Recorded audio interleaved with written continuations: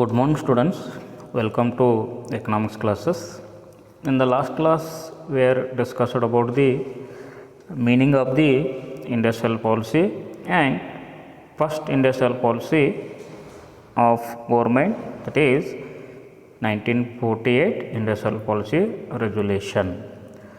Today, we will going to start with the another one important industrial policy, that is 1956 industrial policy resolution.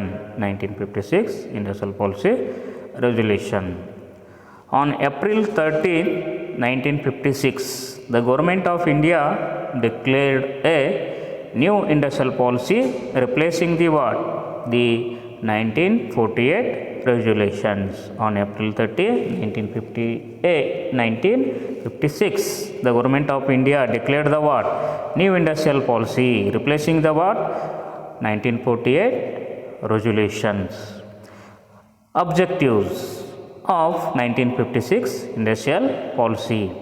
The first one, to accelerate the rate of economic growth and to spread of the what?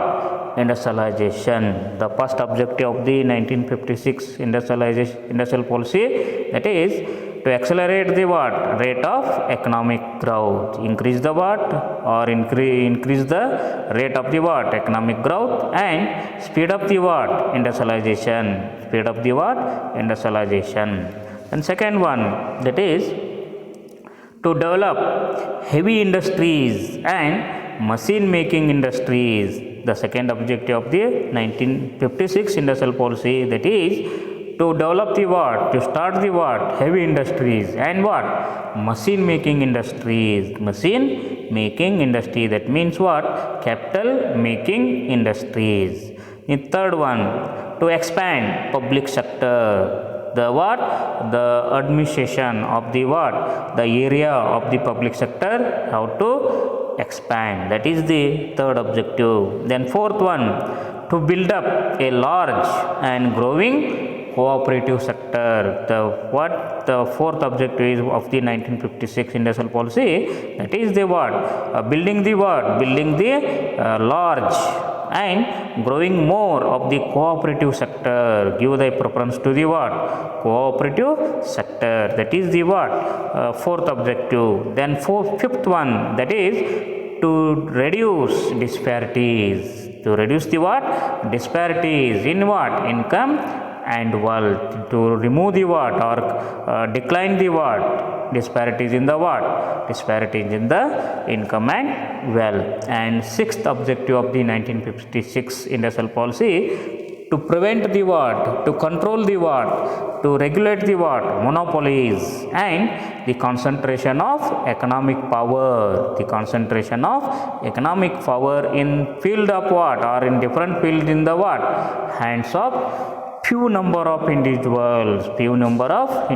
Economic power having the what?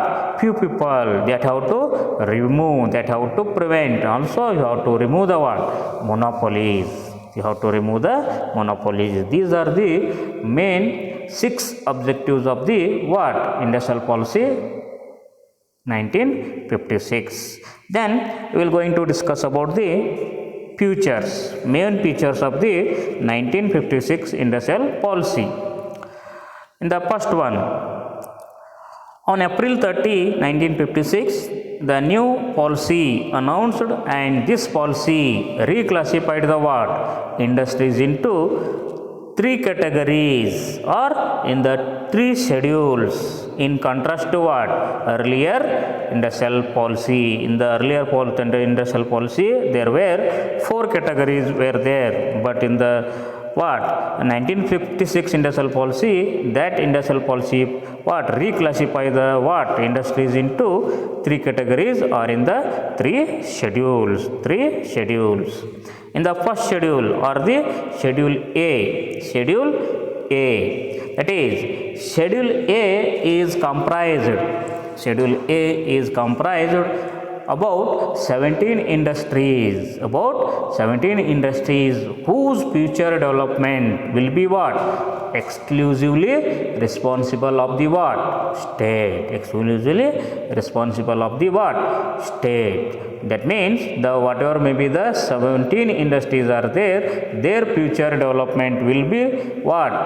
Only with the what? State or the government. For example, arms and ammunition industry, atomic energy industry, iron and steel industry, heavy casting industry, heavy electrical plant industry, coal and lignite industry, mineral oil industry, rail transport industry, shipbuilding, telephone, wireless apparatus, generation and distribution of electricity. This type of the industries or we people are going to find in the schedule A.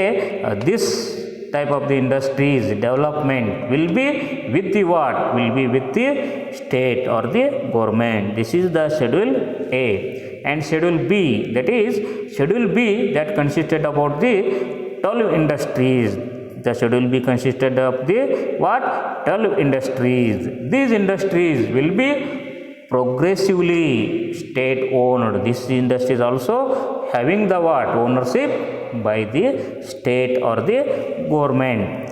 Generally, all new units will be started by the government. In generally, whatever may be the industries are there, new industries are there, or new units will be there, they are going to start by the government. But it is also hoped that the private sector will help. Private sector will help the development of these industries. Examples of the what in the schedule B industry, that may be aluminum industry, that may be fertilizer industry, that may be synthetic rubber industry, or that may be carbonization industry. This type of the industry is found in the schedule B.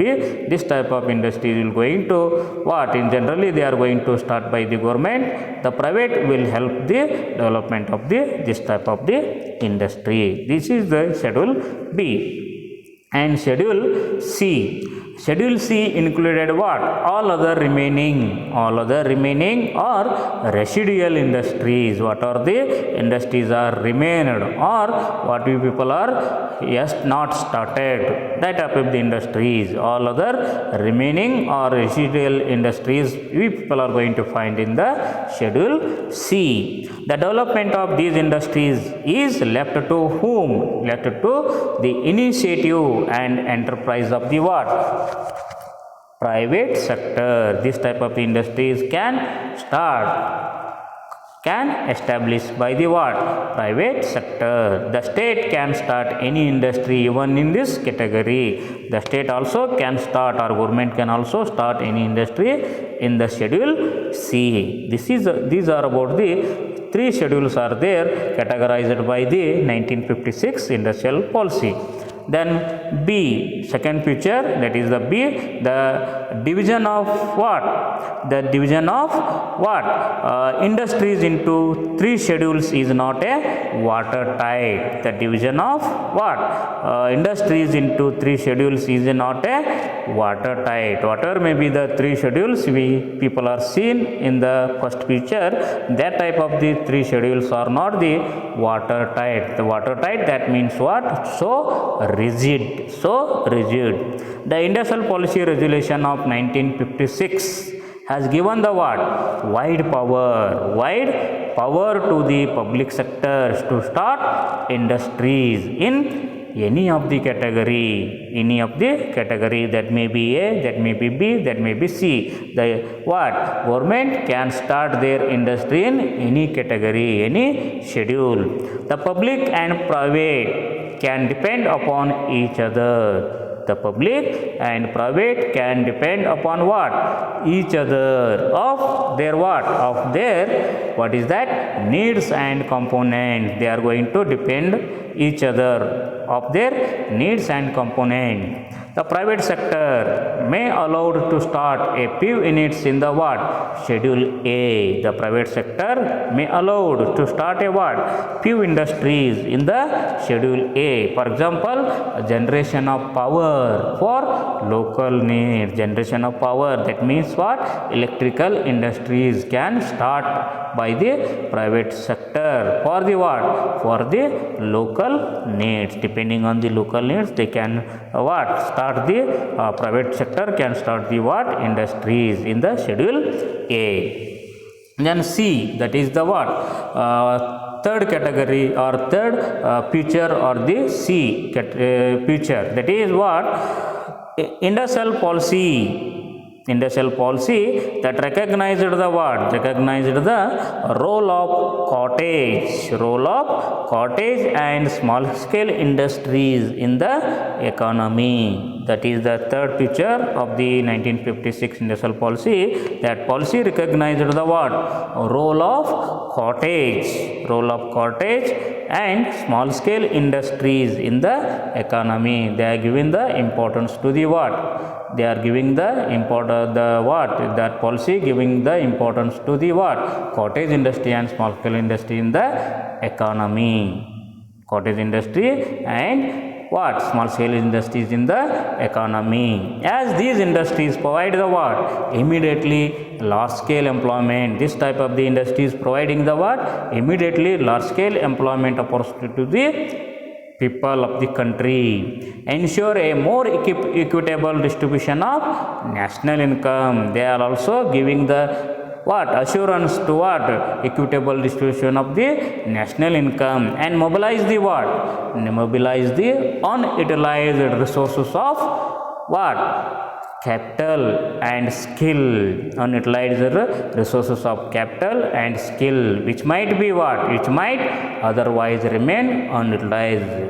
Otherwise they may remain unutilized. This is the what? Third feature of the or the C feature of the what is that? 1956 industrial policy. That is in the D, that is the fourth feature, reduction of what? Regional disparity. Reduction of regional disparity. Reduction of regional disparity. Reduction of regional disparity. The industrial policy stressed the what? Role of reduction of regional disparity in the level of what? Development, so that the country as a whole may benefit from the industrialization. The country as a whole may benefit the what? Benefit from the industrialization.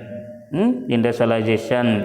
That may be power and transport facilities should be provided to those areas which are industrially backward. Power and transport facilities should be provided to the what? Those areas which are industrially backward. That is the fourth main feature of the industrial policy resolution 1956. That is the what? Reduction of regional disparity. Where the industries are lack, they are in the backward in the development of industry, that how to grow, that how to start the new industry. That's why the government have to provide the what? Facilities like power and transport to that type of the area, that type of the backward area or industrially backward area. That is the fourth one.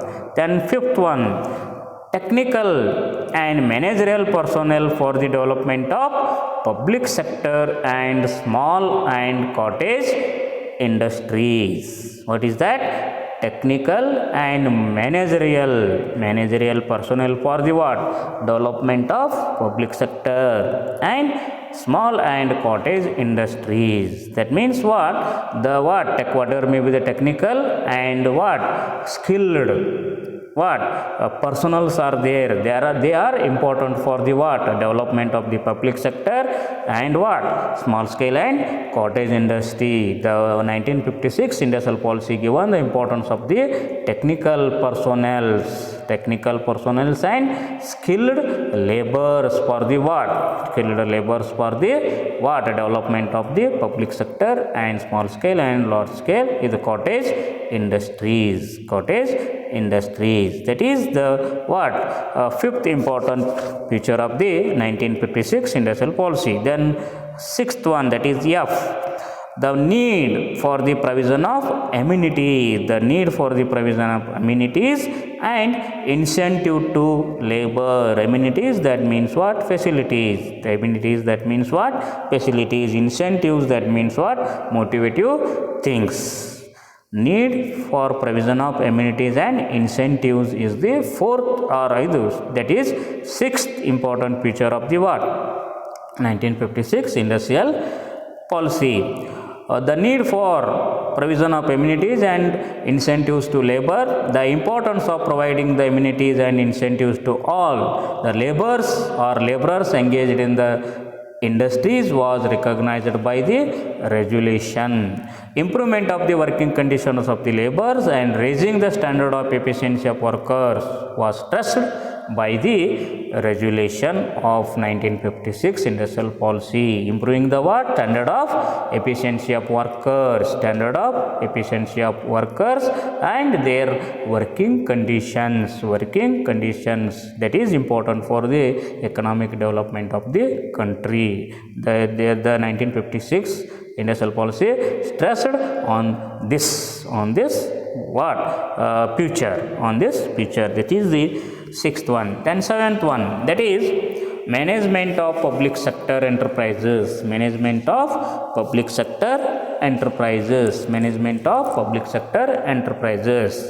What? With the expansion of public sector management of public sector units assume the what? Greater importance. What is that? Importance of the management of the public sector is important for the what? Development of their public sector. The managers of the public sector units should take up speedy decisions. The managers of the public sector what? Units should take up the what? Speedy decisions and should be willing to take responsibility. That is what? Management of public sector enterprises has the another important feature of the what? 1956 industrial policy. They have to give they have given the what is that? This is importance to what? Give the what? Speedy decisions and willing to take the responsibility of the public sector industries.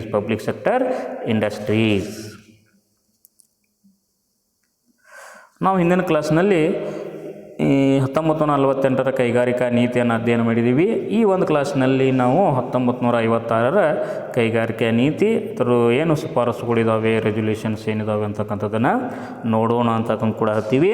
ಅದರ ಮುಖಾಂತರ 1956ರ ಕೈಗಾರಿಕಾ ನೀತಿ April 30, 1956ರಂದು ಏನಾಗ್ತದೆ? ಘೋಷಣೆ ಆಗ್ತದೆ ಅಂತಕ್ಕಂಥ ಕೂಡ ಹೇಳ್ತಕ್ಕಂಥದ್ದು. ಅದರ ಮುಖಾಂತರ ಏನು 1900 ಅಲ್ಲಿವರೆಗೆ 1948ರ ಕೈಗಾರಿಕೆಯ ಒಂದು ಶಿಫಾರಸುಗಳು ಏನಿದ್ದಾವೆ ಅದನ್ನು ಏನಿದು ರಿಪ್ಲೇಸ್ ಮಾಡ್ತದೆ. ಆ ಸ್ಥಳದಲ್ಲಿ ಈ ನೀತಿಯನ್ನು ಜಾರಿಗೆ ತರಲಾಗ್ತದೆ ಅಂತಕ್ಕಂಥ ಕೂಡ ಹೇಳ್ತಕ್ಕಂಥದ್ದು. ಅದರ ಮುಖಾಂತರ ಇದರ ಉದ್ದೇಶ ಏನಿತ್ತು? 1956ರ ಕೈಗಾರಿಕೆ ನೀತಿಯನ್ನು ಜಾರಿಗೆ ತರಲಿಕ್ಕೆ ಏನು ಉದ್ದೇಶ ಇತ್ತು ಅಂತ ಕೂಡ ಹೇಳ್ತಕ್ಕಂಥದ್ದು. ಅದರಲ್ಲಿ ಮೊದಲನೇ ಉದ್ದೇಶ ಏನು ಅಂತಕ್ಕಂಥದ್ದು ಕೂಡ ಹೇಳ್ತಕ್ಕಂಥದ್ದು ಆರ್ಥಿಕ ಅಭಿವೃದ್ಧಿಯ ವೇಗವನ್ನು ಹೆಚ್ಚಿಸೋದು ಅಂತ ಕೂಡ ಹೇಳ್ತಕ್ಕಂಥದ್ದು. ಅದರ ಮುಖಾಂತರ ದೇಶದಲ್ಲಿ ಕೈಗಾರಿಕೆಗಳ ಪ್ರಮಾಣವನ್ನು ಹೆಚ್ಚಿಸೋದು ಅಥವಾ ಅವರ ಸ್ಥಾಪನೆಯ ಪ್ರಮಾಣವನ್ನು ಹೆಚ್ಚಿಸೋದು, ಇದು ಒಂದೇ ಮುಖ್ಯ ಉದ್ದೇಶ ಅಂತೇಳಿ ಹೇಳ್ಬೋದು.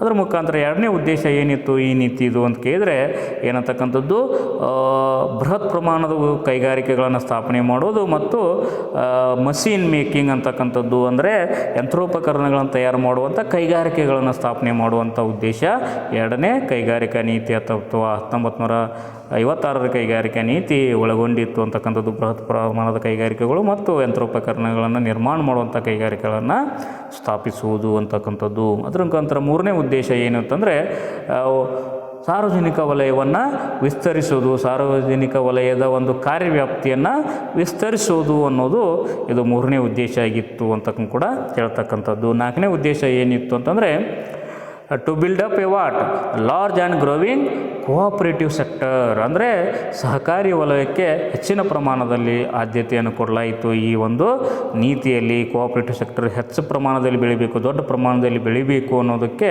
ಅವಕಾಶ ಕೊಡಬೇಕು ಅನ್ನೋದು ಈ ನೀತಿಯ ಮುಖ್ಯ ಉದ್ದೇಶ ಆಗಿತ್ತು ಅಂತ ಕೂಡ ಹೇಳ್ತಕ್ಕಂಥದ್ದು. ಅದರ ಮುಖಾಂತರ 5ನೇ ಉದ್ದೇಶ ಏನಾಗಿತ್ತು ಅಂದರೆ ಈ ಸಂಪತ್ತಿನ ಮತ್ತು ಆದಾಯದ ಹಂಚಿಕೆಯಲ್ಲಿ ಏನು ಅಸಮಾನತೆ ಇತ್ತು ಅಂತಕ್ಕಂಥದ್ದನ್ನು ಹೇಳ್ತೇವೆ ನಾವು, ಆ ಅಸಮಾನತೆಯನ್ನು ಹೋಗಲಾಡಿಸುವುದು ಅಂತಕ್ಕಂಥದ್ದು. ಆದಾಯ ಮತ್ತು ಸಂಪತ್ತಿನಲ್ಲಿರುವಂಥ ಅಸಮಾನತೆಯನ್ನು ಹೋಗಲಾಡಿಸುವುದು ಇದರ ಮುಖ್ಯ ಉದ್ದೇಶ ಇನ್ನೊಂದಾಗಿತ್ತು ಅಂತ ಕೂಡ ಹೇಳಬಹುದು ಅಂತಕ್ಕಂಥದ್ದು. ಅದರ ಮುಖಾಂತರ 6ನೇ ಉದ್ದೇಶ ಏನಾಗಿತ್ತು ಅಂತಂದರೆ ಏಕಸ್ವಾಮ್ಯತೆಯನ್ನು ಏನು ಮಾಡೋದು, ನಿರ್ಬಂಧಿಸೋದು ಅಂತಕ್ಕಂಥದ್ದು. ಏಕಸ್ವಾಮ್ಯತೆಯನ್ನು ನಿರ್ಬಂಧ ಮಾಡೋದು, ಅದರ ಮುಖಾಂತರ ಕೆಲವು ಜನರ ಕೈಯಲ್ಲಿ ಏನಾಗಿತ್ತು, ಆರ್ಥಿಕ ಒಂದು ಶಕ್ತಿ ಏನಾಗಿತ್ತು, ಕೇಂದ್ರೀಕರಣ ಆಗಿತ್ತು ಅಂತ. ಕೆಲವೇ ಜನರಲ್ಲಿ ಆರ್ಥಿಕ ಕೇಂದ್ರೀಕರಣ ಆಗಿತ್ತು, ಅದನ್ನು ಕೂಡ ಏನು ಮಾಡೋದು, ನಿಯಂತ್ರಣ ಮಾಡೋದು ಇದರ ಉದ್ದೇಶ ಆಗಿತ್ತು ಅಂತಕ್ಕಂಥದ್ದು. ಒಂದು ಏನಂತಕ್ಕಂಥದ್ದು ಏಕಸ್ವಾಮ್ಯವನ್ನು ಮತ್ತು ಆರ್ಥಿಕ ಕೇಂದ್ರೀಕರಣವನ್ನು, ಕೆಲವೇ ಜನರಲ್ಲಿರ್ತಕ್ಕಂಥ ಆರ್ಥಿಕ ಕೇಂದ್ರೀಕರಣವನ್ನು ಪ್ರಿವೆಂಟ್ ಮಾಡೋದು, ಕಡಿಮೆ ಮಾಡೋದು, ನಿರ್ಬಂಧಿಸೋದು ಈ ಒಂದು ನೀತಿಯ ಉದ್ದೇಶ ಆಗಿತ್ತು ಅಂತ ಹೇಳ್ಬೋದು. ಇವು ಮುಖ್ಯವಾಗಿ 6 ಉದ್ದೇಶಗಳನ್ನು ಇಟ್ಟುಕೊಂಡು ಏನು ಮಾಡ್ತದೆ, 1956ರ ಕೈಗಾರಿಕಾ ನೀತಿ ಏನು ಬರ್ತದೆ, ಜಾರಿಗೆ ಬರ್ತದೆ ಅಂತಕ್ಕಂಥದ್ದು ಘೋಷಣೆ ಆಗ್ತದೆ ಅಂತಕ್ಕಂಥ ಕೂಡ ಹೇಳ್ಬೋದು. ಅದರ ಮುಖಾಂತರ ಏನಂತಕ್ಕಂಥದ್ದು ಇದರ ಲಕ್ಷಣಗಳು ಏನಿದ್ದು, ಮೇನ್ ಫೀಚರ್ಸ್ ಏನಿದ್ದು ಇದ್ರು ಅಂತಕ್ಕಂಥ ಕೂಡ ನಾವು ನೋಡ್ತಕ್ಕಂಥದ್ದು. ಅದರ ಮುಖಾಂತರ ನಿಮಗೆ ಈಗಾಗಲೇ ಗೊತ್ತಿರುವಂತೆ 1956 ಏಪ್ರಿಲ್ 30ರಂದು ಏನು ಮಾಡ್ತೀವಿ ನಾವು, 1956ರ ಕೈಗಾರಿಕಾ ನೀತಿಯನ್ನು ಜಾರಿಗೆ ತರ್ತೀವಿ ಅಂತಕ್ಕಂಥ ಕೂಡ ಹೇಳ್ತಕ್ಕಂಥದ್ದು. ಅದರ ಮುಖಾಂತರ ಅದಕ್ಕಿಂತ ಮುಂಚೆ ಯಾವ ಕೈಗಾರಿಕಾ ನೀತಿ ಇತ್ತು ಅಂತ ಹೇಳಿದರೆ 1948ರ ಕೈಗಾರಿಕಾ ನೀತಿ ಇತ್ತು ಅಂತ ಹೇಳ್ತೀವಿ. ಅದರ ಮುಖಾಂತರ ಅದು 4 ವಿಧಗಳಲ್ಲಿ ಏನು ಮಾಡಿತ್ತು, ಕೈಗಾರಿಕೆಗಳನ್ನು ವಿತರಣೆ ಮಾಡಿತ್ತು, ವಿಧಗಳನ್ನಾಗಿ ಮಾರ್ಪಡಿಸಿತ್ತು ಅಂತಕ್ಕಂಥದ್ದು ಹೇಳ್ತೀವಿ. ಆದರೆ ಇಲ್ಲಿ ನಾವೇನು ಮಾಡ್ತೀವಿ, 1956ರ ಕೈಗಾರಿಕಾ ನೀತಿಯಲ್ಲಿ 3 ರೀತಿಯಾಗಿರ್ತಕ್ಕಂಥ ಕೈಗಾರಿಕೆಗಳು, 3 ಭಾಗಗಳಲ್ಲಿ ಕೈಗಾರಿಕೆಗಳನ್ನು ವಿಂಗಡಣೆ ಮಾಡ್ತೀವಿ ಅಂತ ಕೂಡ ಹೇಳ್ತಕ್ಕಂಥದ್ದು. ಅದರ ಮುಖಾಂತರ ಅವುಗಳಿಗೆ ನಾವು ಶೆಡ್ಯೂಲ್ ಅಂತೇಳಿ ಹೆಸರು ಕೊಟ್ಟಿದ್ದೀವಿ. Schedule A, schedule B and schedule C ಅಂತಕ್ಕಂಥ ಕೂಡ ಹೇಳ್ತಕ್ಕಂಥದ್ದು. Schedule A, schedule B and schedule C ಅಂತಕ್ಕಂಥ ಒಂದು ಗುಂಪುಗಳನ್ನು ಮಾಡಿದ್ದೀವಿ ಅಂತಕ್ಕಂಥದ್ದು. ಅದರ ಮುಖಾಂತರ ಒಂದೇದು ಯಾವುದು ಅಂದರೆ ಶೆಡ್ಯೂಲ್ ಎ ಅಂತಕ್ಕಂಥ ಕೂಡ ಹೇಳ್ತೀವಿ ನಾವು ಅಂತಕ್ಕಂಥದ್ದು. ಶೆಡ್ಯೂಲ್ ಎದಲ್ಲಿ ಮುಖ್ಯವಾಗಿ 17 ಕೈಗಾರಿಕೆಗಳು ಬರ್ತವೆ ಅಂತಕ್ಕಂಥ ಕೂಡ ಹೇಳ್ಬೋದು.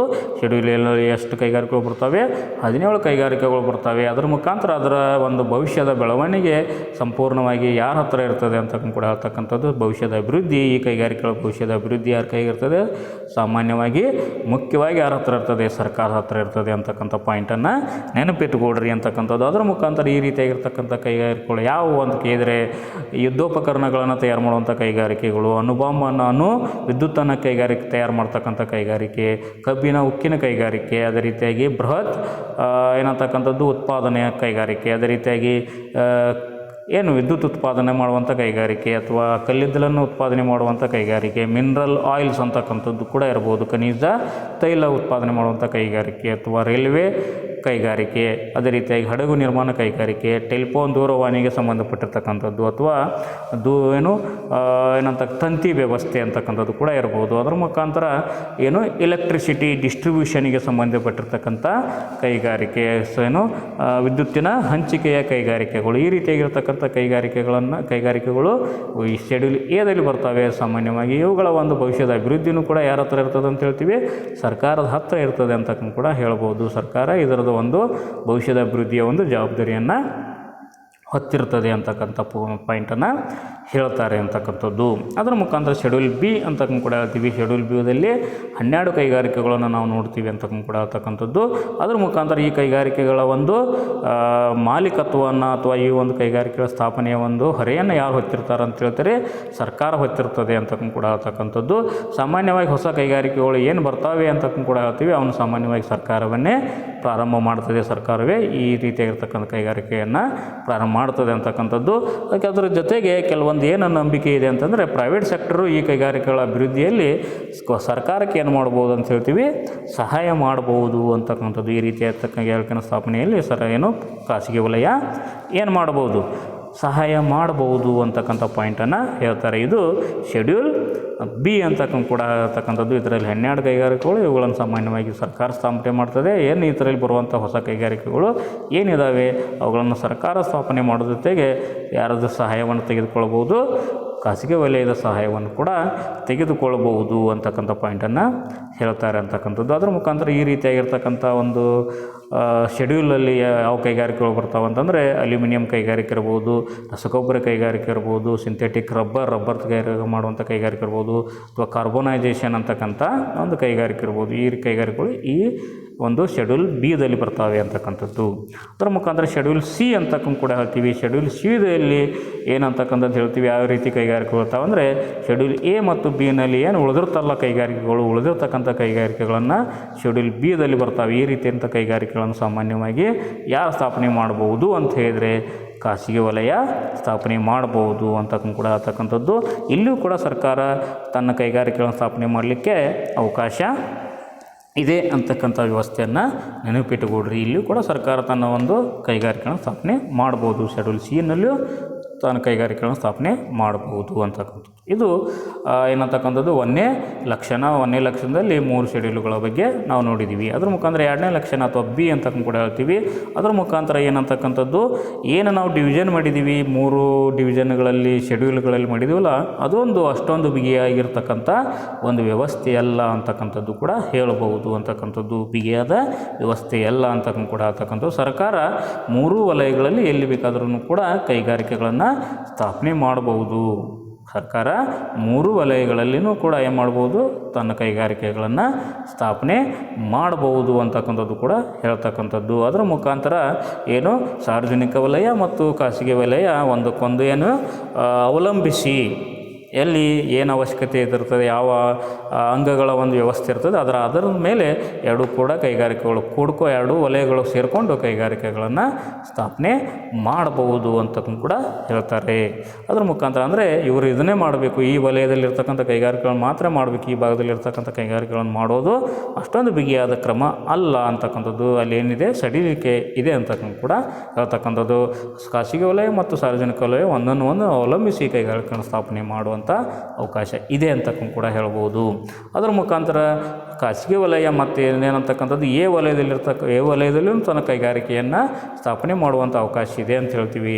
ಎಲ್ಲಿ ಏನು ಸ್ಥಳೀಯವಾಗಿ ಒಂದು ಏನಂತಕ್ಕಂಥದ್ದು ವಿದ್ಯುತ್ತಿನ ಒಂದು ವಿದ್ಯುತ್ತಿನ ಅವಶ್ಯಕತೆ ಇರ್ತದೆ, ಅಂಥ ಒಂದು ಸಂದರ್ಭದಲ್ಲಿ ಪ್ರೈವೇಟ್ ಸೆಕ್ಟರು ತನ್ನ ಕೈಗಾರಿಕೆಯಲ್ಲಿ ಸ್ಥಾಪನೆ ಮಾಡ್ಬೋದು ಅಂತಕ್ಕಂಥದ್ದು. ಇದು 2ನೇ ಲಕ್ಷಣ.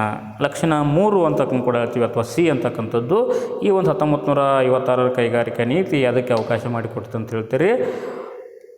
ಕಾಟೇಜ್ ಇಂಡಸ್ಟ್ರಿಗಳಿಗೆ, ಗೃಹ ಕೈಗಾರಿಕೆಗಳಿಗೆ ಮತ್ತು ಸಣ್ಣ ಕೈಗಾರಿಕೆಗಳಿಗೆ ತನ್ನದೇ ಆಗಿರ್ತಕ್ಕಂಥ ಮಹತ್ವವನ್ನು ಕೊಟ್ಟಿತು ಅಂತ ಕೂಡ ಹೇಳ್ತೀವಿ. ಯಾಕೆ ಈ ರೀತಿಯಾಗಿರ್ತಕ್ಕಂಥ ಕಾಟೇಜ್ ಇಂಡಸ್ಟ್ರಿ, ಗೃಹ ಮತ್ತು ಸಣ್ಣ ಕೈಗಾರಿಕೆಗಳನ್ನು ಸ್ಥಾಪನೆ ಮಾಡಬೇಕು ಅಂತಕ್ಕೂ ಕೂಡ ಹೇಳ್ತಾರೆ ಅಂತಕ್ಕಂಥ ಕೂಡ ಹೇಳಿದರೆ, ಅವು ಏನಾಗ್ತವೆ, ತಕ್ಷಣವೇ ಹೆಚ್ಚಿನ ಪ್ರಮಾಣದಲ್ಲಿ ಉದ್ಯೋಗಾವಕಾಶಗಳನ್ನು ಕೊಡ್ತವೆ. ಅದರ ಮುಖಾಂತರ ಏನಾಗ್ತದೆ, ರಾಷ್ಟ್ರೀಯ ಆದಾಯ ಸಮಾನವಾಗಿ ಹಂಚಿಕೆ ಆಗಲಿಕ್ಕೆ ಅವಕಾಶ ಆಗ್ತದೆ. ಅದರ ಮುಖಾಂತರ ಏನು ಮಾಡ್ಬೋದು, ನಾವು ಇಲ್ಲಿವರೆಗೆ ಬಳಸ್ಕೊಳ್ಳದೇ ಇರತಕ್ಕಂಥ ಸಂಪನ್ಮೂಲಗಳನ್ನು, ಬಂಡವಾಳ ಇರ್ಬೋದು ಅಥವಾ ಕೌಶಲ್ಯ ಇರ್ಬೋದು, ಆ ರೀತಿಯಾಗಿರ್ತಕ್ಕಂಥ ಸಂಪನ್ಮೂಲಗಳನ್ನು ನಾವೇನು ಮಾಡ್ಬೋದು, ಬಳಸ್ಕೊಳ್ಳಿಕ್ಕೆ ಈ ರೀತಿಯಾಗಿರ್ತಕ್ಕಂಥ ಕೈಗಾರಿಕೆಗಳು ಬೇಕು ಅಂತಕ್ಕಂಥದ್ದು. ಅದಕ್ಕೋಸ್ಕರ 1956 ಕೈಗಾರಿಕಾ ನೀತಿ ಏನು ಮಾಡಿತ್ತು, ಗೃಹ ಮತ್ತು ಸಣ್ಣ ಕೈಗಾರಿಕೆಗಳಿಗೆ ಏನು ಮಾಡಿತ್ತು, ಹೆಚ್ಚಿನ ಮಹತ್ವವನ್ನು ಕೊಟ್ಟು ಅವುಗಳನ್ನು ಗುರುತಿಸಿತ್ತು ಅಂತ ಕೂಡ ಹೇಳ್ತಕ್ಕಂಥದ್ದು. ಅದರ ಮುಖಾಂತರ ಈ ರೀತಿಯಾಗಿರ್ತಕ್ಕಂಥ ಕೈಗಾರಿಕೆಗಳನ್ನು ನಾವೇನಾದರೂ ಸ್ಥಾಪನೆ ಮಾಡಲಿಲ್ಲ ಅಂದರೆ ಏನಾಗ್ತದೆ, ಸಂಪನ್ಮೂಲಗಳು ಅಥವಾ ಬಂಡವಾಳ ಅಥವಾ ಒಂದು ಕೌಶಲ್ಯ ಏನಾಗ್ತದೆ ಅಂತ ಕೂಡ ಹೇಳಿದರೆ ಅದಲ್ಲೇ ಏನಾಗ್ತದೆ, ಬಳಕೆ ಆಗದೆ ಹಾಗೆ ಉಳಿತದೆ ಅಂತಕ್ಕಂಥ ಪಾಯಿಂಟನ್ನು ಹೇಳ್ತಾರೆ ಅಂತಕ್ಕಂಥದ್ದು. ಇದು 3ನೇ ಲಕ್ಷಣ ಅಂತಕ್ಕಂಥದ್ದು. 4ನೇ ಲಕ್ಷಣ ಏನಿದೆ ಅಂತ ಕೂಡ ಹೇಳಿದರೆ ಏನಂತಕ್ಕಂಥದ್ದು, ಪ್ರಾದೇಶಿಕ ಅಸಮಾನತೆಯನ್ನು ತೆಗೆದುಹಾಕೋದು ಅಂತಕ್ಕೂ ಕೂಡ ಹೇಳ್ತಕ್ಕಂಥ. ಪ್ರಾದೇಶಿಕ ಅಸಮಾನತೆ ಅಂದರೆ ದೇಶದಲ್ಲಿರ್ತಕ್ಕಂಥ ಒಂದು ಏನು ಪ್ರದೇಶಗಳಿದ್ದಾವೆ ಸಮಾನವಾಗಿ ಬೆಳೀಬೇಕು, ಎಲ್ಲಿ ಕೈಗಾರಿಕೆಯಿಂದ ಹಿಂದುಳಿದಿದ್ದಾವೆ ಅಲ್ಲಿಯೂ ಕೂಡ ಕೈಗಾರಿಕೆಗಳು ಸ್ಥಾಪನೆ ಆಗಬೇಕು ಅಂತಕ್ಕೂ ಕೂಡ ಹೇಳ್ತೀವಿ. ಕೈಗಾರೀಕರಣದ ಒಂದು ಲಾಭ ಅಲ್ಲಿಯೂ ಕೂಡ ದೊರಕಬೇಕು, ಆ ಕ್ಷೇತ್ರಕ್ಕೂ ಕೂಡ ಆ ಪ್ರದೇಶಕ್ಕೂ ಕೂಡ ದೊರಕಬೇಕು ಅಂತಕ್ಕಂಥದ್ದು ಇದರ ಉದ್ದೇಶ ಆಗಿತ್ತು ಅಂತಕ್ಕೂ ಕೂಡ ಹೇಳ್ತೀವಿ. ಅದರ ಮುಖಾಂತರ ಅಲ್ಲಿ ಕೈಗಾರಿಕಾ ಅಭಿವೃದ್ಧಿಗೆ ಬೇಕಾಗಿರ್ತಕ್ಕಂಥ ಒಂದು ಇಂಧನದ ವ್ಯವಸ್ಥೆ ಅಥವಾ ಶಕ್ತಿ ವ್ಯವಸ್ಥೆ ಮತ್ತು ಸಾರಿಗೆ ವ್ಯವಸ್ಥೆಯನ್ನು ಮಾಡಿಕೊಟ್ಟು ಅಲ್ಲಿಯೂ ಕೂಡ ಕೈಗಾರಿಕೆಗಳು ಸ್ಥಾಪನೆ ಆಗುವಂತೆ ಮಾಡಬೇಕು ಅನ್ನೋದು ಉದ್ದೇಶ ಜೊತೆಗೆ ಏನಿತ್ತು ಗುರಿಯೊಂದಿಗೆ ಅಥವಾ ಲಕ್ಷಣದ ಜೊತೆಗೆ ಏನು 1956ರ ಕೈಗಾರಿಕಾ ನೀತಿ ಜಾರಿಗೆ ಬಂತು ಅಂತಕ್ಕಂಥದ್ದು, ಪ್ರಾದೇಶಿಕ ಅಸಮಾನತೆಯನ್ನು ಹೋಗಲಾಡಿಸೋದು ಅಂತಕ್ಕಂಥದ್ದು.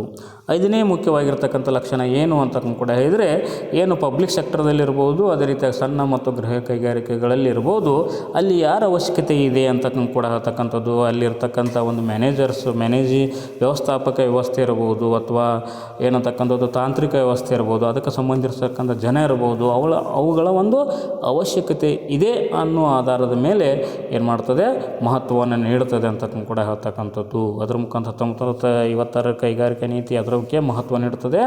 Technical and managerial personals in the public small and cottage industry. Public ಸೆಕ್ಟರ್ದಲ್ಲಿರ್ಬೋದು, ಏನು ಸ್ಮಾಲ್ ಸ್ಕೇಲ್ ಇಂಡಸ್ಟ್ರಿಗಳಲ್ಲಿರ್ಬೋದು ಅಥವಾ ಕಾಟೇಜ್ ಇಂಡಸ್ಟ್ರಿಗಳಲ್ಲಿ ಈ ರೀತಿಯಾಗಿರ್ತಕ್ಕಂಥ managers, technical persons and managers ಬೇಕು ಅಂತಕ್ಕಂಥ ವ್ಯವಸ್ಥೆಯನ್ನು ಹೇಳ್ತದೆ ಅಂತಕ್ಕಂಥದ್ದು. ಇದು 5ನೇ ಲಕ್ಷಣ ಅಂತ ಹೇಳ್ತೀವಿ. 6ನೇ ಲಕ್ಷಣ ಏನು ಹೇಳ್ತಾರೆ, need for the provision of immunities and incentives to the labour ಅಂತಕ್ಕಂಥದ್ದು. ಈ ಕಾರ್ಮಿಕರಿಗೆ ಬೇಕಾಗಿರತಕ್ಕಂಥ ಒಂದು ಸೌಲಭ್ಯಗಳೇನು ಅಂತಕ್ಕಂಥದ್ದು, ಅದ್ರ ಜೊತೆಗೆ ಅವರಿಗೆ ಬೇಕಾಗಿರ್ತಕ್ಕಂಥ ಉತ್ತೇಜಕಗಳು ಏನು ಅನ್ನೋದ್ರ ಬಗ್ಗೆ ಗಮನವನ್ನು ಹರಿಸ್ತು ಅಂತ ಕೂಡ ಹೇಳ್ತಕ್ಕಂಥದ್ದು. ಏನು 1956ರ ಕೈಗಾರಿಕಾ ನೀತಿ ಕಾರ್ಮಿಕರ ಏನು ಸೌಲಭ್ಯಗಳೇನು, ಕಾರ್ಮಿಕರಿಗೆ ಬೇಕಾಗಿರ್ತಕ್ಕಂಥ ಸೌಲಭ್ಯಗಳೇನು, ಅದ್ರ ಜೊತೆಗೆ ಅವರಿಗೆ ಯಾವ ರೀತಿಯಾಗಿರ್ತಕ್ಕಂಥ ಉತ್ತೇಜನಗಳನ್ನು ಕೊಡಬೇಕು ಅನ್ನೋದ್ರ ಜೊತೆ ಕಡೆಗೆ ಏನು ಮಾಡಿತು, ಗಮನವನ್ನು ಹರಿಸ್ತು ಅಂತ ಕೂಡ ಹೇಳ್ತೀರಿ. ಅದರ ಮುಖಾಂತರ ಅವರ ಒಂದು ವರ್ಕಿಂಗ್ ಕಂಡೀಷನ್ ಅಂತಕ್ಕಂಥದ್ದನ್ನು ಹೆಚ್ಚಿಸಬೇಕು, ಸುಧಾರಿಸಬೇಕು. ಅದರ ಮುಖಾಂತರ ಅವರ ಜೀವನ ಮಟ್ಟ ಇರ್ಬೋದು, ಅವರ ದಕ್ಷತೆ ಪ್ರಮಾಣವನ್ನು ಹೆಚ್ಚು ಮಾಡೋದ್ರ ಮುಖಾಂತರ ಅಭಿವೃದ್ಧಿ ಪಥದಲ್ಲಿ ಹೋಗಬೇಕು ಅಂತಕ್ಕಂಥ ವ್ಯವಸ್ಥೆ ಮುಖಾಂತರ ಹೆಚ್ಚಿನ ಮಹತ್ವವನ್ನು ಈ ನೀತಿ ನೀಡುತ್ತದೆ ಕಾರ್ಮಿಕರಿಗೆ ಸಂಬಂಧಪಟ್ಟಂತೆ ಅಂತಕ್ಕಂಥದ್ದು. ಇದು ಏನಂತಕ್ಕಂಥದ್ದು 6ನೇ ಮುಖ್ಯ ಲಕ್ಷಣ. 7ನೇದು ಏನಂತಕ್ಕಂಥ ಕೂಡ ಹೇಳ್ತಕ್ಕಂಥದ್ದು ಹೇಳಿದರೆ, management of public sector enterprise with expansion of public sector management it's assume the greater importance ಅಂತಕ್ಕಂಥದ್ದು. ಪಬ್ಲಿಕ್ ಸೆಕ್ಟರ್ ಸಾರ್ವಜನಿಕ ವಲಯದ ಒಂದು ಉದ್ದಿಮೆಗಳ ಒಂದು ವ್ಯವಸ್ಥಾಪನೆಗೆ ಹೆಚ್ಚಿನ ಮಹತ್ವವನ್ನು ನೀಡಿತು. ಅವುಗಳ ಒಂದು ವಿಸ್ತರಣೆಯನ್ನು ಮಾಡುವಂಥ ಕ್ರಮವನ್ನು ಕೂಡ ಕೈಗೊಳ್ಳಲಿಕ್ಕೆ ಅವಕಾಶ ಮಾಡಿಕೊಟ್ಟಿತು ಅಂತ ಕೂಡ ಹೇಳ್ತಕ್ಕಂಥದ್ದು. ಅದರ ಮುಖಾಂತರ ಮ್ಯಾನೇಜರ್ಸ್ ಏನು ಮಾಡಬೇಕು, ಪಬ್ಲಿಕ್ ಸೆಕ್ಟರ್ದಲ್ಲಿರ್ತಕ್ಕಂಥ ಮ್ಯಾನೇಜರ್ಸ್ ಏನು ಮಾಡಬೇಕಂದ್ರೆ ಕ್ವಿಕ್ಕಾಗಿ ಏನು ಮಾಡಬೇಕು, ಡಿಸಿಷನ್ಗಳನ್ನು ತೆಗೆದುಕೊಳ್ಳಬೇಕು. ಅದರ ಮುಖಾಂತರ ಅವಳ ಅಭಿವೃದ್ಧಿಯ ಜವಾಬ್ದಾರಿಯನ್ನು ಅವರು ಹೊರಬೇಕು ಅಂತಕ್ಕಂಥ ವ್ಯವಸ್ಥೆ ಮುಖಾಂತರ ಈ ಕೈಗಾರಿಕಾ ನೀತಿಯನ್ನು ಜಾರಿಗೊಳಿಸಲಾಯಿತು ಅಂತ ಕೂಡ ಹೇಳ್ಬೋದು. ಇದು 1956ರ ಕೈಗಾರಿಕಾ ನೀತಿ, ಅದರ ಉದ್ದೇಶಗಳು ಮತ್ತು ಅದರ ಲಕ್ಷಣಗಳು ಅಂತೇಳಿ ಹೇಳ್ಬೋದು ಅಂತಕ್ಕಂಥದ್ದು. ಥ್ಯಾಂಕ್ ಯು, ಧನ್ಯವಾದ.